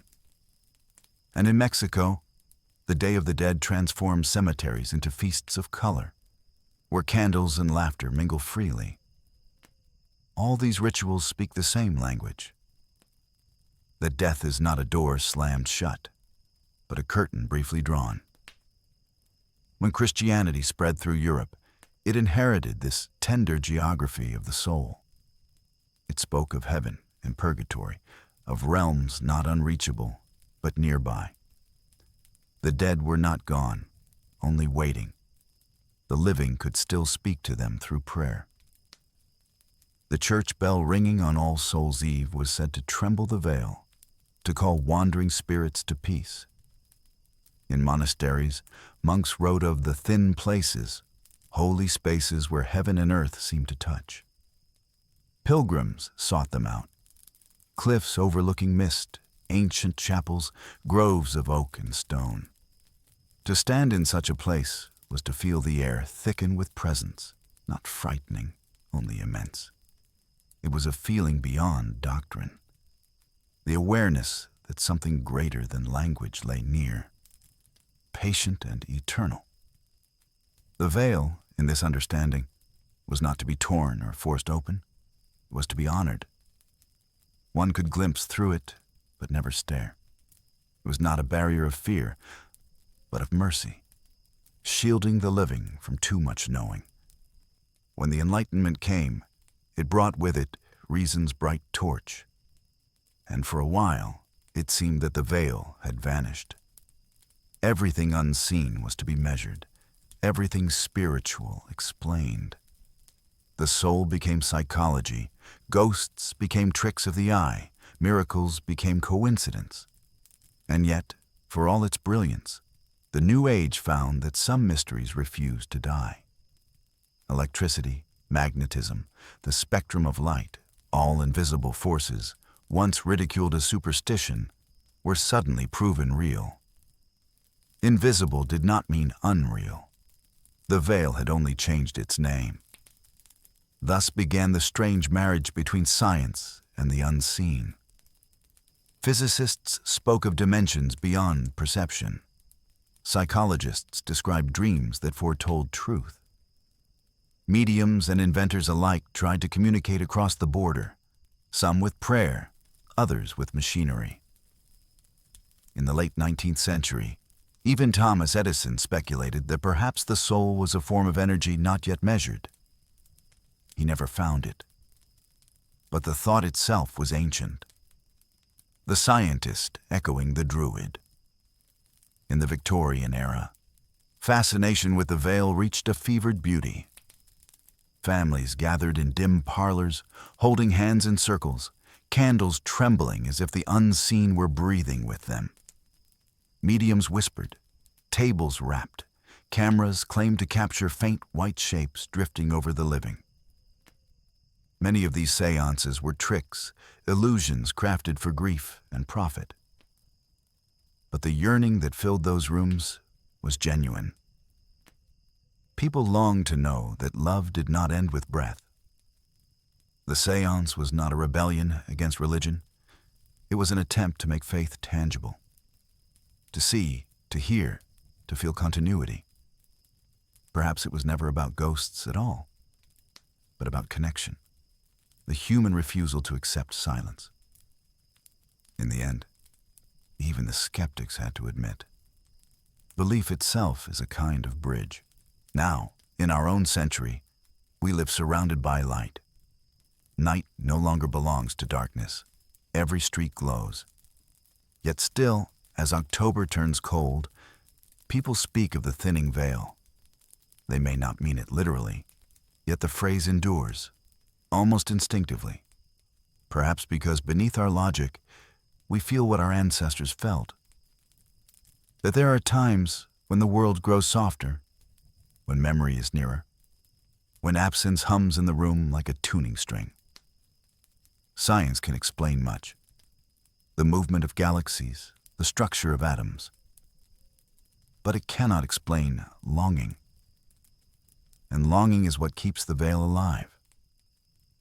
It is the gentle ache that makes us light candles for those who no longer see them. It is what makes a widow whisper her husband's name before bed, or a child wave at the sky. Such gestures may not be rational, but they are real, and perhaps more honest than reason itself. Every culture, in every time, creates rituals for the in-between, dawn and dusk, birth and death, planting and harvest. These are the edges where life changes shape, and it is there that the veil feels closest. Halloween, for all its play, remains one of those thresholds. It is the evening that marks the end of light's abundance and the beginning of winter's sleep. We decorate, we disguise, we light fires, not only to amuse ourselves, but to rehearse the ancient art of transition. We remind the year and ourselves that change need not be feared. To honor the dead, to laugh at ghosts, to wear a mask, each is a small way of saying, I accept the turning. The veil, then, is not an obstacle, but a bridge, delicate, transparent, necessary. Modern thinkers sometimes describe the veil as metaphor, a symbol of human perception. Our senses, after all, reveal only a fraction of reality. There are colors we cannot see, sounds we cannot hear, particles passing through us unnoticed. What we call the unseen may simply be the vastness of existence beyond the small window of our understanding. The mystic and the scientist, though speaking different languages, point to the same horizon, that the universe is richer, more intricate, more mysterious than we can measure. The veil is not superstition, but humility, the acknowledgement that knowledge has limits, and wonder begins where certainty ends. It may be that we keep the idea of the veil not out of fear, but out of need. For what would life be, stripped of its mystery? A world where everything is known would be as flat as glass. The veil gives depth, color, texture. It allows us to dream, to hope, to love beyond death. When people say the veil thins at Halloween, they are really saying that memory breathes, that the past is not gone, that the living and the dead share the same silence for a moment. Whether one believes in spirits or not, the comfort is the same, that we are surrounded by continuity, not void, that our stories outlast our voices, and perhaps that is the deepest truth of all, that the unseen is not elsewhere, but here, always, woven through everything we touch. To remember the dead is to keep the world whole. Every culture has known this, even those that never met. Whether around a smoky fire on a hill or before an altar of marigolds and candles, people have gathered in the turning of the year to offer something, a meal, a song, a light, not out of fear, but of gratitude. The ritual changes. The heart behind it never does. Tonight, we walk slowly through those rituals, from the Celtic Samhain, where the boundary between worlds was soft as mist, to the Roman Feralia, the Christian All Souls, and the brilliant Dia de los Muertos of Mexico. Each carries a piece of the same truth, that love needs form, and that memory, to survive, must be given a body of flame and food. Long before temples or scripture, when humanity still lived by the seasons, people spoke to their dead through offerings. In the caves of prehistory, near the sleeping places of the ancestors, small bowls of grain and berries have been found, gifts for those who could no longer eat. The logic was simple and profound. If the body needs nourishment, perhaps the spirit does too. By the time of the Celts, this had become an autumn ritual. As the harvest ended, families set aside a portion for the unseen guests. On Samhain night, when the fires burned on the hills, a bowl of milk or bread was left on the doorstep, not to tempt ghosts, but to welcome them home. It was said that the dead walked freely until dawn, visiting the places they loved. So the hearths were cleaned, chairs set straight, and food placed where they could see it. If the offering was gone by morning, people smiled, saying softly, "They were here." This act was not grief, it was continuity. The living sustained the dead, and in return, the dead sustained the living through memory and protection. Even the poorest cottage would keep something aside for the invisible guests, for to forget them was to forget oneself. Far to the south, in the Roman world, the custom flourished in grander form. Each February, during the festival of Parentalia, families visited tombs bearing garlands, cakes of wheat and salt, and small cups of wine mixed with violets. They touched the stones, spoke the names, and asked the spirits, the manes, to bless the household. The final day of the celebration, Feralia, was for reconciliation. If the dead had been neglected or offended, their forgiveness was sought. Candles and incense burned in the necropolis. Priests chanted softly through the fog of dusk. The city fell silent, a rare thing for Rome, out of respect for those who slept beneath it. Even the emperor was not exempt. Augustus himself laid wreaths at his family tomb. To be Roman was to remember. Without remembrance, order faltered, and the city's soul, they believed, might lose its way. When Christianity came, it did not erase these practices, but transfigured them. The food and wine for the dead became Eucharistic offerings.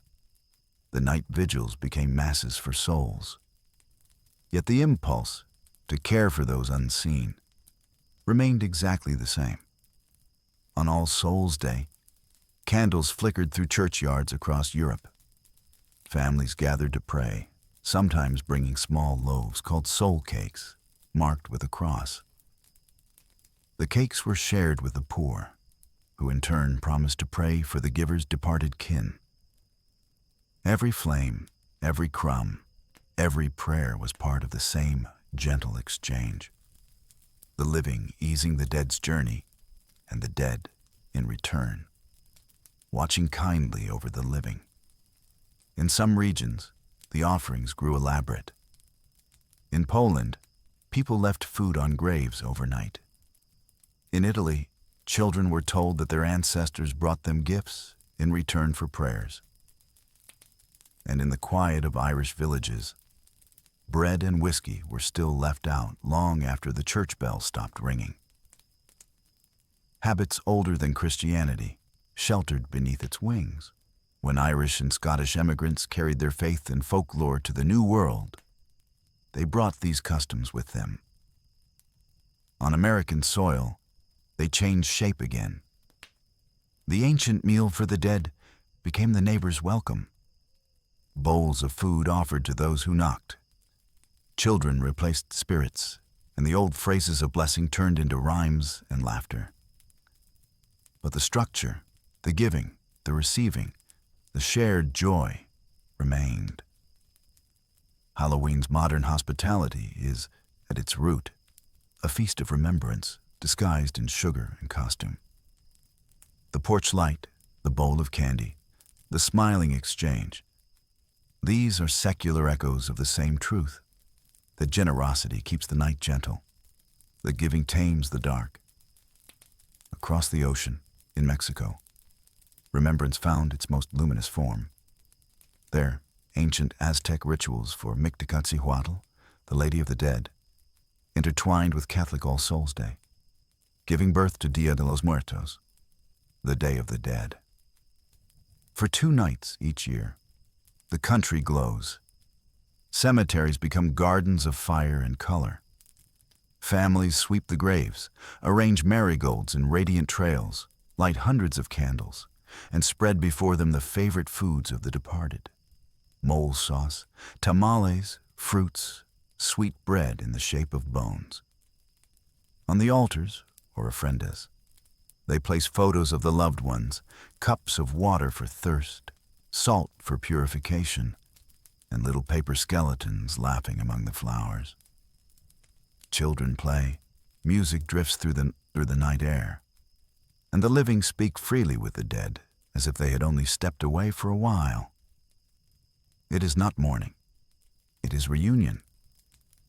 To walk through such a celebration is to feel the old European Samhain reborn in sunlight, the same reverence, but without fear.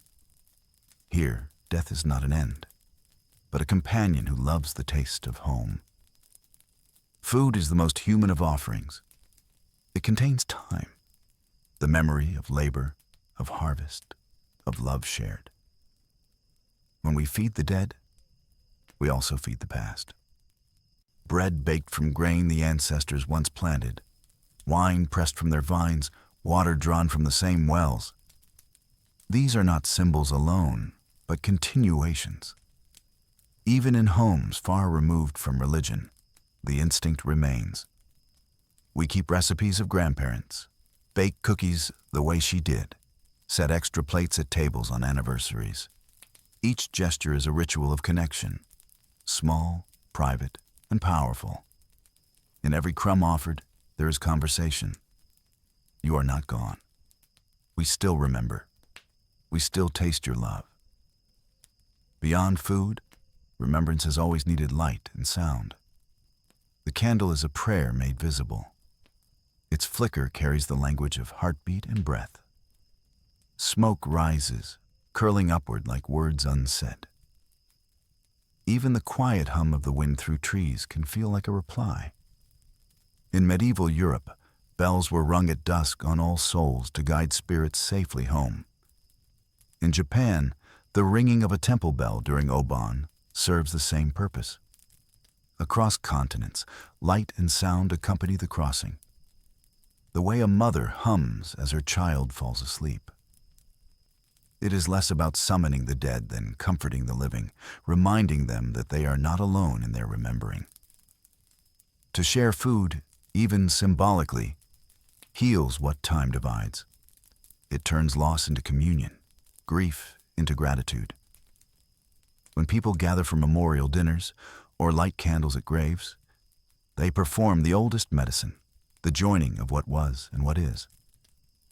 Anthropologists call these acts continuity rituals. But to those who perform them, they are simply kindness. And kindness, in the face of absence, is sacred. Through such acts, the living do not command the dead, nor cling to them. They welcome them, as one welcomes an old friend at dusk, not expecting them to stay, but grateful for their visit. In every tradition, there comes the moment when the candles burn low and the guests, seen and unseen, must go. The food is left to cool, the marigolds begin to wilt, the air grows thin with dawn. But in that stillness lies the heart of the ritual, the sense that the worlds have touched and parted peacefully. That love, having crossed the threshold once more, will find its way back again next year. The ancients believed that to neglect this farewell was dangerous, that untended spirits might wander, restless. But most of all, it was impolite. Even death deserves courtesy. So the fire is banked, the names are whispered one last time, and the world turns quietly toward morning. If one could see all these ceremonies from above, the Celtic bonfires, the Roman tomb feasts, the Christian altars, the Mexican graveyards, the family kitchens with candles by photographs, one might see that they form a single glowing pattern across the earth. A million small flames, flickering in different colors and languages, yet all saying the same thing. We remember, we love, we share what we have. This is the true feast of the dead, a global table set anew each year, where time and distance lose their meaning. When the last candles of the feast burn low and the final echoes of laughter fade into the wind, another sound begins to rise. Softer, steadier, almost imperceptible. It is the sound of the world exhaling. Autumn has spoken her final words. Winter now lifts her pale face above the horizon. In the silence that follows celebration, the earth begins to sleep. For our ancestors, this moment was not sorrowful. It was a necessary pause in the circle of life. They watched the fields emptied of their golden crops, the trees shed their last leaves, the animals withdraw into burrows and barns. To them, this stillness was not death, but preparation, the long inhalation before rebirth. And so they treated winter not as an ending, but as a sacred waiting. Imagine standing in a field after harvest. The stubble glistens with frost, and the air carries the scent of wood smoke and soil. Your breath clouds before you, vanishing almost as quickly as it appears. All around, the colors fade. Green to brown, brown to gray, gray to white. The world folds itself inward, conserving what remains. In this quiet, ancient peoples heard the language of rest. They believed that the earth herself was a living being, and that each winter she withdrew into her heart to heal, to dream, to remember. The falling of leaves was not decay, but release. The animal's sleep was not absence, but trust. Even the sun, weak and wandering, was thought to descend into shadow to be renewed. And because the natural world mirrored their own lives, humans too learned to turn inward. Work slowed. Songs grew softer, stories replaced labor, and fire replaced the sun. Winter was a season for reflection, not punishment, but peace. The Celts called this time Alban Arthan, the light of Arthur, or the light of winter. It was the point in the year when darkness held its longest rule, but also when hope began its return. For even in the deepest night, the solstice promised that the light would come again. The people gathered to honor this turning, not with noise, but with endurance. They watched the slow arc of the sun, measured it in shadow and ice, and felt comfort in its precision. To them, time was not a straight road, but a wheel. Every death, every silence was merely a curve leading back toward life. And so they met winter's face with stillness and reverence. They trusted the circle. They trusted the cold. Inside their dwellings, the contrast was striking. The storm outside and the glow within. Fires crackled against stone hearths, illuminating carved beams and sleeping hounds.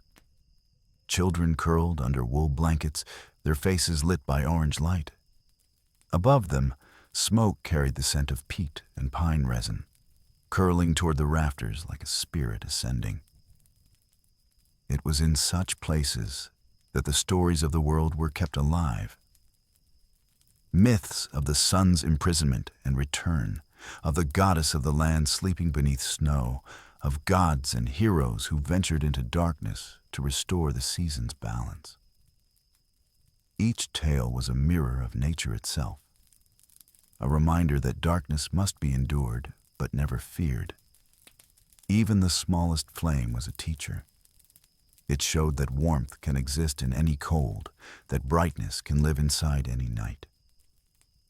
And so the hearth became a miniature sun, the center of both family and faith. To sit before it was to sit at the heart of the universe. The same glow that once burned in Samhain's hill fires, now domesticated, softened, human. Beyond the hearth, the fields rested. Under the frost, the earth was alive with unseen labor. Seeds lay buried, split open by ice and pressure, already beginning the slow alchemy of spring. Worms and roots moved silently through the soil, weaving life out of stillness. What seemed barren was merely hidden growth. Farmers of old knew this. They turned their tools not in despair, but in trust. The plow rested, the oxen were stabled, and the people offered the land a gift of silence, the same courtesy given to the dead. For winter, too, was a kind of death, gentle, temporary, essential. In this season, humanity mirrored nature's humility. They learned to live on memory and faith, the last harvest stored in jars and cellars, the last firewood stacked high. They waited. And in that waiting, they found wisdom. Modern life fears stillness. We rush even through darkness, filling every silence with noise and light. But our ancestors understood that waiting is not emptiness. It is the space in which transformation occurs. The winter months, stretching long and slow, were the great teachers of patience. The world seemed motionless, but within that stillness, the wheel was turning. The unseen roots thickened, the ice shaped the rivers, the animals' breath warmed their dens. Everything was happening, quietly, invisibly, inevitably. To rest was not to waste time, it was to trust time. Even today, when the year folds toward its end, something in us remembers that rhythm. We light candles, we draw curtains, we cook heavier meals, we speak more softly. We are returning, without knowing it, to the old understanding that life breathes through silence as surely as through song. In December, the sun reaches its lowest arc, what the ancients called the death of light. But the very next dawn, imperceptibly, it begins to climb again. This was the mystery celebrated in countless traditions, the rebirth of the sun. The Egyptians saw it in Ra's journey through the underworld, the Romans in the festival of Sol Invictus, and later Christians in the story of a child born beneath a winter star. Every culture, in its own way, marked that moment when darkness ceased to grow and light returned. They may have disagreed on names and gods, but not on meaning. The universe, they sensed, renews itself through rest. Death feeds life. Stillness gives birth to motion. Winter is not an interruption of the world's music. It is its low, sustaining note. To walk outside on a clear winter night is to feel that promise in one's bones. The stars shine sharper, the air thinner and more honest. Every sound, the creak of trees, the crunch of snow, rings with precision. It is as if the world has been stripped to its essence. No flowers, no fields, no noise, only structure, only truth. And within that starkness lies beauty. The trees stand bare, but their silhouettes are perfect. The rivers sleep, but they remember movement. The heart slows, but it does not stop. Winter reminds us that life endures by changing form, that stillness is not absence, that beneath every frozen surface, something is quietly preparing to bloom. Ancient people marked this turning with simple, deliberate acts. A candle left in the window for the returning sun. A loaf baked and shared in silence. A log burned for 12 nights, its embers scattered to bless the fields. Each gesture small, each heavy with meaning. The Yule log, still remembered in winter celebrations today, was more than decoration. It was a continuation of the Samhain fire. It said, though the days are short, the flame endures. Families gathered to watch it burn slowly, its sparks rising like prayers. Outside, the snow fell. Inside, the room glowed with human constancy. To those who kept the watch, winter was not the enemy of life, but its guardian. It preserved, it purified, it promised. And when the first shoots of green appeared weeks or months later, they were greeted not as miracles, but as fulfillments of an ancient covenant. Even now, when most of us no longer live by harvests, the lessons of winter remain. They speak through fatigue, through the yearning for quiet, through the instinct to retreat from noise and gather close to warmth. The old farmers would have said, "The land must rest, so must we." It is in that rest that imagination deepens. Winter gives space for stories, reflection, forgiveness. It teaches that all things, even the heart, need dormancy to renew. The ground must freeze before it can awaken. Grief must be allowed its silence before joy can return. This is the hidden meaning of Halloween's long shadow. After the fires, after the feasts for the dead, comes stillness, a peace deeper than fear, older than ritual. It is the universe whispering, "Sleep now. All will return. All things come full circle. Even stories, especially the ones that last, do not end. They return."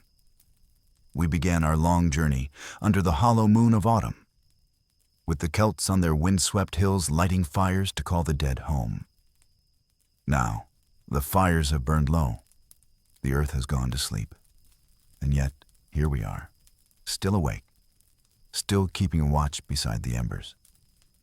In the glow of this last chapter, let us not look for conclusions, but for continuity, the thread that ties every flame, every mask, every whisper of October together. Because that is what Halloween has always been. Not a night of endings, but a moment within an endless rhythm of remembering, resting, and beginning again. Imagine the year as a great wheel turning in silence. Each spoke is a season, each revolution a life. At Samhain, when the wheel creaks into darkness, the world exhales and folds in on itself. But even as it descends, another motion begins, the slow return toward light.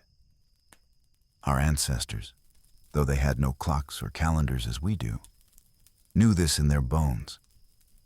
They trusted the unseen mathematics of the seasons.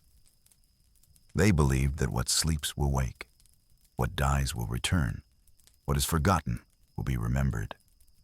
And so, each autumn, they built small rituals, fires, prayers, stories, not to command time, but to harmonize with it. They aligned their hearts with the pulse of the earth, and in doing so, they found peace. We, who live in cities of perpetual light, might think ourselves far removed from such rhythms. But somewhere deep beneath the hum of electricity and the whisper of screens, that same ancient pulse continues, faint but steady, reminding us that we are not separate from the circle, but part of its turning. Fire, in all its forms, has guided this story. The hilltop flames of Samhain, the candles in medieval churches, the jack-o'-lanterns glowing in modern windows, all are manifestations of the same instinct, to carry warmth through darkness. We might no longer light our fires for gods or spirits, yet we still know how to make light mean hope. A single candle on a cold night can hold the memory of every fire before it. That is the quiet miracle of tradition, not repetition, but renewal. To light a flame is to say, I believe there will be morning. Even when we no longer speak the old languages or recite the old prayers, The gesture itself remains a prayer. Wordless, human, eternal. Halloween, for all its masks and laughter, is at heart a festival of gratitude. It thanks the earth for her harvest, the ancestors for their presence, and the darkness for its patience. It reminds us that life is not only sustained by sunshine and joy, but also by the quiet dignity of endings. When the year dies, we remember all it gave. The fruits, the work, the laughter, the faces now gone. The night becomes a great ledger of thankfulness, written not in ink, but in flame. We light candles not only for the dead, but for everything that once lived within us. The hopes we have outgrown, the fears we have laid down, the loves that have changed form. To give thanks for what is past is to clear the way for what will come. It is the soul's way of tidying before sleep. At the end of the night, the masks come off. Faces are washed, costumes folded away. Laughter fades into the quiet hum of normal life. But in that unmasking lies the holiday's most beautiful lesson. We wear masks not only to hide, but to understand, to explore what lies beneath. And when we remove them, we see ourselves more clearly, softened by play and reflection. Perhaps that is why the morning after Halloween feels strangely peaceful. The world lighter, the air clearer, as if a storm has passed and left everything renewed. Every mask removed is a small resurrection. We return to ourselves, but with a little more humility, a little more tenderness toward mystery. To speak of Halloween without speaking of death would be impossible. And yet, as we have seen, the festival has never been about death alone. It has always been about the relationship between the seen and unseen, the present and the remembered. In every culture that honors the departed, there is no line of despair, only dialogue. The living offer food and fire, the dead return in dreams and signs. The veil, that fragile bridge, allows conversation rather than finality. And perhaps this is the greatest comfort. The remembrance is stronger than absence. As long as we speak a name, light a candle, or think a loving thought, the bond endures.